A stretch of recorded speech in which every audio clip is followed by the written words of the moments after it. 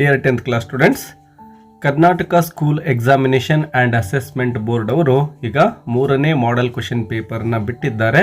So ಇಲ್ಲಿ ನಾವು second language ಇಂಗ್ಲೀಷ್ಗೆ ಸಂಬಂಧಪಟ್ಟಂತೆ ಈ ಒಂದು ಪ್ರಶ್ನೆ ಪತ್ರಿಕೆಯ ಕೀ ಆನ್ಸರ್ಸ್ಗಳನ್ನು ಡಿಸ್ಕಷನ್ ಮಾಡ್ತಾ ಹೋಗ್ತೇವೆ ವಿದ್ಯಾರ್ಥಿಗಳೇ. ಸೊ ಈ ಒಂದು ಕ್ವೆಶನ್ಸನ್ನು ಯಾವೆಲ್ಲ ರೂಲ್ಸ್ಗಳನ್ನು ಫಾಲೋ ಮಾಡ್ಕೊಂಡು ಸಾಲ್ವ್ ಮಾಡ್ತೇವೆ ಅನ್ನೋದ್ರ ಬಗ್ಗೆ ನಿಮಗೆ ಗಮನ ಇರಲಿ. ನಿಮ್ಮ ಮೇನ್ ಎಕ್ಸಾಮಲ್ಲೂ ಕೂಡ ಇದೇ ರೀತಿಯ ಪ್ರಶ್ನೆಗಳು ಬರ್ತವೆ. ಈಗ ಫಸ್ಟ್ ಮೇನಲ್ಲಿ ಫಸ್ಟ್ ಕ್ವೆಶನನ್ನು ನೋಡಿ. ಏನು ಕೇಳಿದ್ದಾರೆ?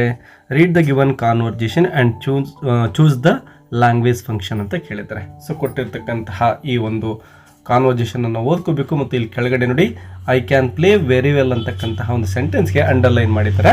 ಸೊ ಇದರ ಲ್ಯಾಂಗ್ವೇಜ್ ಫಂಕ್ಷನ್ನ ನಾವು ಕಂಡುಹಿಡಿಬೇಕಾಗುತ್ತೆ. ವಿದ್ಯಾರ್ಥಿಗಳೇ ನೋಡಿ, ನಾನು ಇಲ್ಲಿ ಕೊನೆ ಪಾರ್ಟನ್ನು ಮಾತ್ರ ಡಿಸ್ಕಷನ್ ಮಾಡ್ತೇನೆ. ಭರತ್ ಹೇಳ್ತಕ್ಕಂಥದ್ದು, he is called god of cricket, he scored the highest number of centuries ಅಂತೇಳಿ ಸಚಿನ್ ತೆಂಡೂಲ್ಕರ್ ಅವ್ರ ಬಗ್ಗೆ ಹೇಳ್ತಾ ಇದ್ದಾನೆ. ಆಗ Sharath, do you know to play cricket, ನಿನಗೆ ಕ್ರಿಕೆಟ್ ಆಡಲಿಕ್ಕೆ ಬರುತ್ತಾ ಅಂತ ಕೇಳ್ತಾನೆ. ಆಗ ಭರತ್ ಹೇಳ್ತಕ್ಕಂಥದ್ದು, yes sure I can play very well, yes ನಾನು ಚೆನ್ನಾಗಿ ಆಡ್ತೀನಿ ಅಂತೇಳಿ ಹೇಳ್ತಾ ಇದ್ದಾನೆ. ಸೊ ಇದರ ಒಂದು ಲ್ಯಾಂಗ್ವೇಜ್ ಫಂಕ್ಷನನ್ನು ನಾವು ಹೇಳಬೇಕು. ನೋಡಿ, ಆರ್ಡರ್ ಅಂತ ಇದೆ ಫಸ್ಟ್ ಆಪ್ಷನ್, ಯಾವುದೇ ಆರ್ಡರ್ ಇಲ್ಲಿ ನಡೀತಾ ಇಲ್ಲ. ಸೀಕಿಂಗ್ ಪರ್ಮಿಷನ್ ಇದೆ, ಯಾವುದಕ್ಕೂ ಕೂಡ ಪರ್ಮಿಷನ್ ಕೇಳ್ತಾ ಇಲ್ಲ. ಇನ್ನು ಸಿ ಇದೆ ನೋಡಿ, ಎಬಿಲಿಟಿಯನ್ನು ತೋರಿಸ್ತಕ್ಕಂಥದ್ದು. ಖಂಡಿತ ಇದು ಸರಿಯಾಗಿರ್ತಕ್ಕಂತಹ ಉತ್ತರ ಆಗುತ್ತೆ ವಿದ್ಯಾರ್ಥಿಗಳೇ. ಯಾಕೆ ಅಂದರೆ ನಾನು ಚೆನ್ನಾಗಿ ಆಟ ಆಡ್ತೇನೆ ಅಂದರೆ ನನ್ನ ಬಳಿ ಇರತಕ್ಕಂತಹ ಸಾಮರ್ಥ್ಯ ಅಂಥೇಳಿ ಭರತ್ ಹೇಳ್ತಾ ಇರೋದ್ರಿಂದ the answer is option C, ability. In second question, read the following conversation and fill in the blank choosing the most appropriate words ಅಂತ ಇದೆ. ಇದು ಇಫ್ ಕ್ಲಾಸ್ಗೆ ಸಂಬಂಧಪಟ್ಟಂತಹ ಪ್ರಶ್ನೆ ಆಗಿದೆ. ಇಲ್ಲಿ ಪ್ರಿಷಾ ಹೇಳ್ತಕ್ಕಂಥದ್ದನ್ನು ಗಮನಿಸಿ. If your parents had earned enough money they dash sent you ಅಂತ ಇದೆ. ಅಂದರೆ if your parents had earned enough money, ನಿನ್ನ ಪೇರೆಂಟ್ಸ್ ಒಂದು ವೇಳೆ ಸಾಕಷ್ಟು ದುಡ್ಡನ್ನು ಸಂಪಾದಿಸ್ತಾ ಇದ್ದಿದ್ರೆ ದೇ ಡ್ಯಾಶ್ ಸೆಂಟ್ ಯು ಅಂದರೆ ನಿನ್ನನ್ನು ಅವರು ಕಳಿಸ್ಕೊಡ್ತಾ ಇದ್ರು ಅಂತ ಬರಬೇಕಾಗುತ್ತೆ. ಸೊ ವುಡ್ ಹ್ಯಾವ್ ಅಂತಕ್ಕಂಥದ್ದು ವಿದ್ಯಾರ್ಥಿಗಳೇ ಇಲ್ಲಿ ಸರಿಯಾಗಿರುವ ಉತ್ತರ. ಇನ್ನು ಥರ್ಡ್ ಕ್ವೆಶನ್ ನೋಡಿ, read the following and choose the infinitive ಅಂತ ಇದೆ ವಿದ್ಯಾರ್ಥಿಗಳೇ. ಇನ್ಫಿನಿಟಿವ್ ಅಂದ ತಕ್ಷಣವೇ ವಿದ್ಯಾರ್ಥಿಗಳೇ ನೀವು ಮಾಡಬೇಕಾಗಿರೋದು ಕೊಟ್ಟಿರೋ ಆಪ್ಷನ್ಸ್ಗಳಲ್ಲಿ 2 ಹುಡುಕ್ಬಿಡಿ. ಸೊ ಇಲ್ಲಿ ನಾವು 2 ಅಂತ ಆಪ್ಷನಲ್ಲಿ ಹುಡುಕಿದಾಗ ನೋಡಿ 2 ಆನ್ಸರ್ ಇದೆ ಅಲ್ವಾ, ಇದೇ ಸರಿಯಾಗಿರ್ತಕ್ಕಂತಹ ಉತ್ತರ.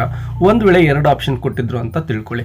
ಆಗ ಏನು ಮಾಡಬೇಕು ಅಂದರೆ 2 ಆದಮೇಲೆ ಇರತಕ್ಕಂತಹ ಒಂದು ಪದ ಏನಿರುತ್ತೋ ಅದು ವರ್ಬ್ ಇರಬೇಕು. ಸೊ ಈ ರೀತಿ 2 ಪ್ಲಸ್ ವರ್ಬ್ ಬಂದಾಗ ಅದು ಇನ್ಫಿನಿಟಿವ್ ಆಗುತ್ತೆ. ಇಲ್ಲಿ ನೋಡಿ, ಆನ್ಸರ್ ಅಂತಕ್ಕಂಥದ್ದು ವರ್ಬ್ ಆಗಿದೆ ವಿದ್ಯಾರ್ಥಿಗಳೇ.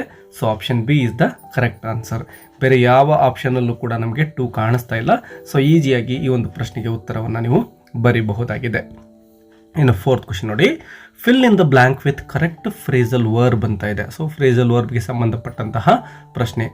ಅನೇಕ ಸಾರಿ ಈ ಒಂದು ಫ್ರೇಸಲ್ ವರ್ಬ್ಗೆ ಸಂಬಂಧಪಟ್ಟಂತಹ ಪ್ರಶ್ನೆಗಳು ಅನೇಕ ಕ್ವೆಶನ್ ಪೇಪರ್ಗಳಲ್ಲಿ ಬಂದಿಲ್ಲ.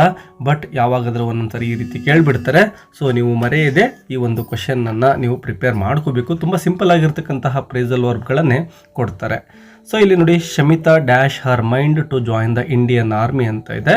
ಸೊ ಮೇಡ್ ಅಪ್ ಅಂತಕ್ಕಂಥದ್ದು ಸರಿಯಾಗಿರುವ ಉತ್ತರ ಆಗಿದೆ. ಇನ್ನು second one, do as directed ಇದೆ.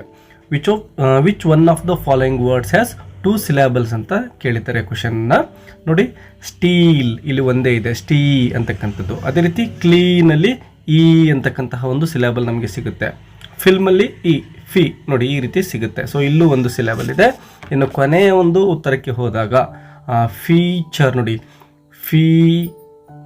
ಫೀ ಅಂತ ಒಂದು ಬರುತ್ತೆ ಮತ್ತು ಚ ಎರಡು ಕೂಡ ಓವೆಲಿಂದ ಎಂಡ್ ಆಗಿರ್ತಕ್ಕಂಥವು. ಸೊ 2 ಸಿಲೆಬಲ್ ಇರ್ತಕ್ಕಂಥದ್ದು ಸರಿಯಾಗಿರುವ ಉತ್ತರ ಯಾವುದಪ್ಪ ಅಂದರೆ ಫೀಚರ್ ಅಂತಕ್ಕಂಥದ್ದು. ಇನ್ನು ಸಿಕ್ಸ್ತ್ ಕ್ವೆಶನ್ಗೆ ಹೋದರೆ ನೋಡಿ, ಏನು ಕೇಳಿದ್ದಾರೆ? ಕಾಲಕೇಟಿವ್ ವರ್ಡ್ ಕೇಳಿದ್ದಾರೆ. ಇಲ್ಲಿ ಹ್ಯಾಂಡ್ಗೆ ಹ್ಯಾಂಡ್ ಬ್ಯಾಗ್ ಅಂತಕ್ಕಂಥದ್ದು ಸರಿಯಾಗಿರುವ ಉತ್ತರ ವಿದ್ಯಾರ್ಥಿಗಳೇ. ಇನ್ನು ನೆಕ್ಸ್ಟ್ ಆರ್ಟಿಕಲ್ಗೆ ಸಂಬಂಧಪಟ್ಟಿದ್ದು, Geeta comes from dash poor family ಅಂತ ಇದೆ ವಿದ್ಯಾರ್ಥಿಗಳೇ. ಸೊ ಡ್ಯಾಶ್ ಪುವರ್ ಅಂತ ಇದೆ ನೋಡಿ, ಇಲ್ಲಿ ನಾವು ಎಯನ್ನು ಫಿಲ್ ಮಾಡಬೇಕು. A poor family. ಯಾಕೆಂದರೆ ನೋಡಿ ವಿದ್ಯಾರ್ಥಿಗಳೇ, ಇಲ್ಲಿ ಬ್ಲ್ಯಾಂಕ್ ಆದಮೇಲೆ ಇರತಕ್ಕಂಥದ್ದು ಪೂ, ಇದು ಪ ಅಂತಕ್ಕಂತಹ ಒಂದು ಏನು ಕಾನ್ಸನೆಂಟ್ ಅಂತ ಕರಿತೀವೋ ಅದರಿಂದ ಸ್ಟಾರ್ಟ್ ಆಗ್ತಾ ಇದೆ. ಸೊ ವೊವೆಲ್ ಸೌಂಡ್ ಇದ್ದರೆ ಮಾತ್ರ ಯಾನ್ ಬಳಸ್ತೇವೆ. ಸೊ ಇಲ್ಲಿ ವೊವೆಲ್ ಸೌಂಡ್ ಇಲ್ಲ, ಪೂ ಅಂತಕ್ಕಂಥದ್ದು ಕಾನ್ಸನೆಂಟ್ ಸೌಂಡ್. ಮತ್ತು ಇಲ್ಲಿ ಇಂಡೆಫಿನಿಟ್ ಆರ್ಟಿಕಲನ್ನು ಯೂಸ್ ಮಾಡ್ಕೋಬೇಕು. ಸೊ ಎ ಅನ್ನೋದು ಸರಿಯಾಗಿರುವ ಉತ್ತರ. 8th question, fill in the blank using a suitable linker ಅಂತ ಕೇಳಿದ್ದಾರೆ ವಿದ್ಯಾರ್ಥಿಗಳೇ.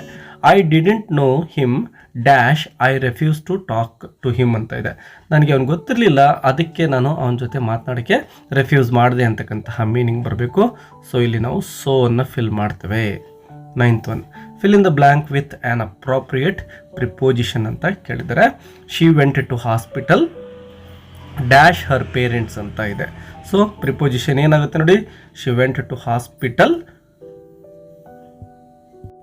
ವಿತ್ ಅಂತೇಳಿ ನೀವು ಫಿಲ್ ಮಾಡಬೇಕು ವಿದ್ಯಾರ್ಥಿಗಳೇ. ಸೊ ಇಲ್ಲಿ ವಿತ್ ಅಂತ ನೀವು ಪ್ರಿಪೋಸಿಷನ್ ಅನ್ನು ಬರಿಬೇಕಾಗುತ್ತೆ. 10th question, fill in the blank with appropriate tense form of the verb given in brackets ಅಂತ ಇದೆ. The committee dash the issue yesterday. ನೋಡಿ ವಿದ್ಯಾರ್ಥಿಗಳೇ, ಎಸ್ಟರ್ಡೇ ಅಂತಕ್ಕಂಥದ್ದು ಪಾಸ್ಟ್ ಟೆನ್ಸ್ ಅನ್ನು ತೋರಿಸುತ್ತೆ. ಸೊ ಬಿ ಅಂದರೆ ನಾವು ಇಲ್ಲಿ ಬಿಗೆ ವಾಸ್ ಅನ್ನು ಯೂಸ್ ಮಾಡ್ಕೊಳ್ತೇವೆ, ಮತ್ತು ವಾಸ್ ಬಂದ ತಕ್ಷಣನೇ ಮುಂದಿನ ಕ್ರಿಯಾಪದ ನಾವು ಏನು ಮಾಡಬೇಕಾಗುತ್ತೆ, ING ಫಾರ್ಮಲ್ಲಿ ಬರಿಬೇಕಾಗುತ್ತೆ. ಸೊ ಡಿಸ್ಕಸಿಂಗ್, ವಾಸ್ ಡಿಸ್ಕಸಿಂಗ್ ಅಂತ ಬರುತ್ತೆ. ಇನ್ನು 11th ಕ್ವಶನ್ ನೋಡಿ. ಎಸ್ ವಿದ್ಯಾರ್ಥಿಗಳು ನೋಡಿ, add a suitable question tag ಕೇಳಿದರೆ.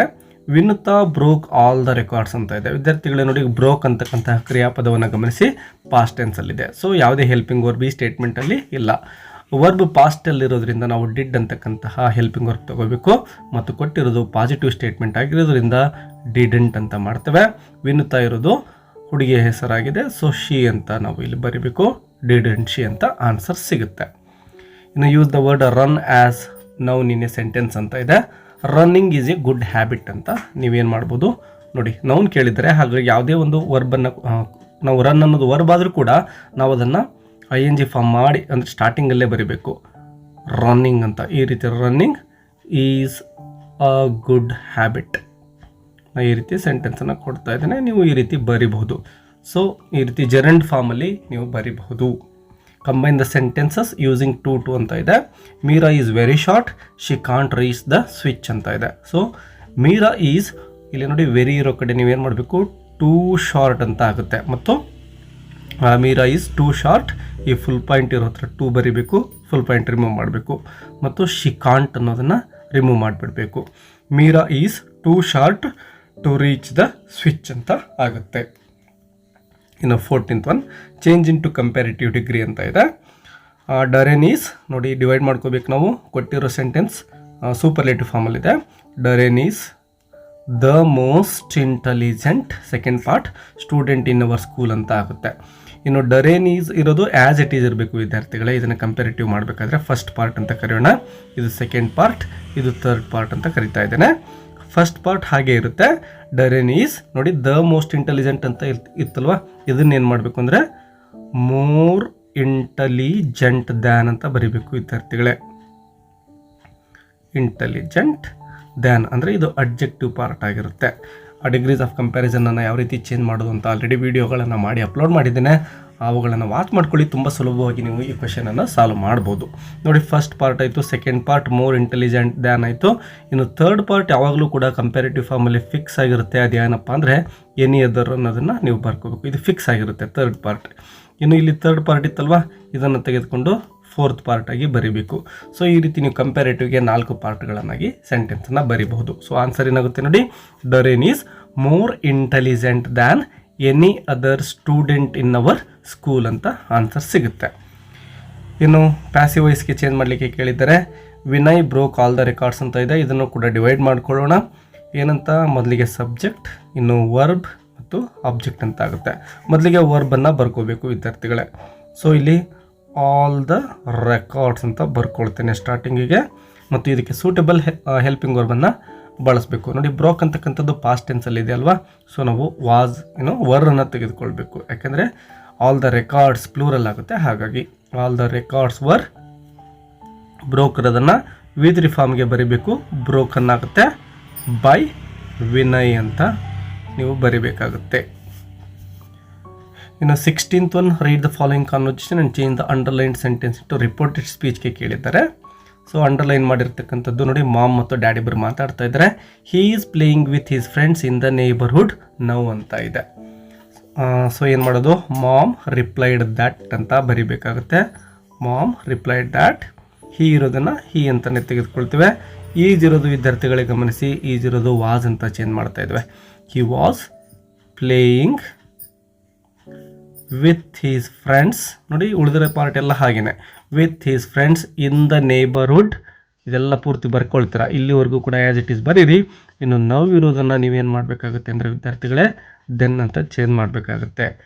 ಸೊ ಇಲ್ಲಿ ನೀವು 3 ಅಂಶಗಳನ್ನು ಗಮನಿಸಬೇಕು. ಮೊದಲನೇದು ಈಸ್ ಇರೋದನ್ನು ವಾಸ್ ಮಾಡಿದ್ವಿ, ಮತ್ತು ನೋವಿರೋದನ್ನು ದೆನ್ ಮಾಡಿದ್ದೇವೆ, ಮತ್ತು ಇಲ್ಲಿ ದ್ಯಾಟನ್ನು ಸೇರಿಸಿದ್ವಿ. ಈ 3 ಅಂಶಗಳು ನಿಮಗೆ ನೆನಪಿರಲಿ. ಇನ್ನು 17th question, as Baleshwar boarded the train home ಅಂತ ಇದೆ. He pondered over his future ಅಂತ ಇದೆ. ಇಲ್ಲೇನು ಮಾಡಬೇಕು, capital letter mistake to be corrected ಅಂತ ಇದೆ. ವಿದ್ಯಾರ್ಥಿಗಳೇ ನೋಡಿ, ಇಲ್ಲಿ ಬಾಲೇಶ್ವರ್ ಅಂತಕ್ಕಂಥದ್ದು ನಾಮಪದ ಆಗಿದೆ. ಸೊ ಇಲ್ಲಿ ಬಿ ಇರ್ತಕ್ಕಂಥದ್ದನ್ನು ನೀವು ಕ್ಯಾಪಿಟಲ್ ಲೆಟರ್ ಬಿದಲ್ಲಿ ಬರೆದು ಬಾಲೇಶ್ವರ್ ಅಂತ ಬರೆದು ಸ್ಟೇಟ್ಮೆಂಟ್ ಬರೀರಿ. ಮತ್ತು ಸ್ಪೆಲ್ಲಿಂಗ್ ಮಿಸ್ಟೇಕ್ ಹೇಳಿದ್ದಾರೆ ವಿದ್ಯಾರ್ಥಿಗಳೇ. ಇಲ್ಲಿ ಪಾಂಡರ್ಡ್ ಅಂತ ಇದೆ ನೋಡಿ, ಈ ವರ್ಡ್ ಮಿಸ್ಟೇಕ್ ಇದೆ. ಇಲ್ಲಿ ಸ್ಪೆಲ್ಲಿಂಗ್ ಏನು ಸರಿ ಮಾಡಿ ಬರೀಬೇಕು ಅಂದರೆ PONDERED ಅಂತ ಬರೀರಿ. ಇಲ್ಲಿ ಎ ಕೊಟ್ಟಿದಾರಲ್ವ, ಅದನ್ನು ರಿಮೂವ್ ಮಾಡಿ ಇ ಸೇರಿಸಬೇಕಾಗುತ್ತೆ ವಿದ್ಯಾರ್ಥಿಗಳೇ. ಸೊ ಇದಿಷ್ಟು 1ರಿಂದ 17ರವರೆಗಿನ ಪ್ರಶ್ನೆಗಳಿಗೆ ಉತ್ತರಗಳು ಆಗಿದ್ದಾವೆ.